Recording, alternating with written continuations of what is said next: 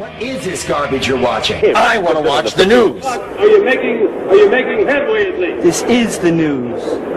Remember when American diplomats in Cuba were hearing those strange sounds and then suffered brain damage from some sort of mysterious invisible attacks? Well, there's now a report, actually multiple reports, of an eerily similar incident near the White House last year. And Senate Intelligence Committee leaders now say they will get to the bottom of it. They say the so-called Havana syndrome attacks against U.S. personnel appear to be increasing. NBC's Josh Letterman has reported extensively on these mystery attacks since they first surfaced in Havana. Josh, after 5 years, have we learned anything definitive? Well, when this first came to light back in 2017, the U.S. government referred to them as targeted attacks affecting U.S. personnel serving in Cuba. But over the years, the investigation stalled and the U.S. stopped using the word attacks or weapons, instead simply referring to these as health incidents, as the U.S. government struggled to figure out what was going on, and a growing number of experts questioned whether it might just be mass hysteria. But today, two top senators briefed on the intelligence say these were definitely attacks carried out by some type of weapon. NBC News has reported that the U.S. government considers Russia to be the most likely culprit. And a report last year by the National Academies of Science found the brain injuries were most likely caused by pulsed microwave energy, which former CIA Director Leon Panetta says is a serious threat. That kind of technology is very real. And it can threaten people, not by bullets, simply by using the capabilities to send a wave into an embassy. What's made this so tough to solve is the fact that the symptoms the Americans are reporting are so vague. Things like nausea, hearing loss, and problems with balance and memory. Many reported hearing this sound before falling ill.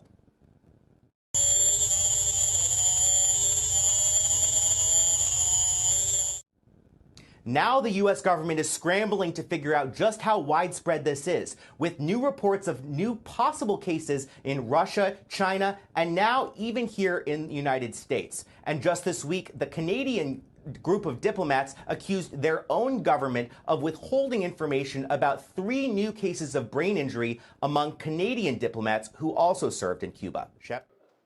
Shepard Smith here. Thanks for watching CNBC on YouTube. 2 senior CIA agents believe they were targeted with a sophisticated microwave weapon while they were visiting Australia late last year.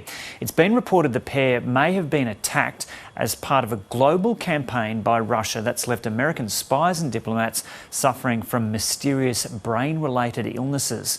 Political reporter Noor Haider joins us now from Parliament House in Canberra. Noor, g'day. Yeah, pretty bizarre story. Take us through what's happened. Yeah, good morning, Joe. It is a fascinating story. America's GQ magazine reports that a pair of US CIA agents, including one of the agency's most senior members, travelled to Australia late last year for a clandestine meeting with Australian security officers. Now, while they were in their hotel room, both of the agents experienced sort of pressure on their head. They reported hearing a strange noise and a ringing in their ears. Both of them also became nauseous and dizzy. Now, their symptoms are consistent with what's known as Havana syndrome. This was first documented back in 2016 by American diplomats in Cuba. At the time, about 24 diplomats complained about hearing strange noises, experiencing vertigo, mysterious brain effects, including tiredness that was just not explainable, but also debilitating headaches. Now, exactly what's behind those symptoms remains unclear, or who's behind those symptoms remains unclear. There have been suggestions by researchers that microwaves beamed through windows and doors of buildings could explain these strange impacts on the brain. An investigation by the CIA reportedly placed 2 Russian agents near this hotel in Australia where the 2 CIA agents were staying. This same phenomenon has occurred elsewhere around the world, not just in Australia or in Cuba. It's been reported in China, in Poland, London and Taiwan. Peter Jennings from the Australian Strategic Policy Institute says that if these attacks are proven, Russia is the most likely culprit. I think what we are seeing here is something that is most likely from the Russians, who seem to, frankly, care almost nothing of the consequences of aggressive intelligence actions. The Chinese tend to be more cautious, but if something was being directed against the American consulate in Guangzhou in China, that it seems to me could only really happen if there was some degree of Chinese complicity in the Russian behaviour.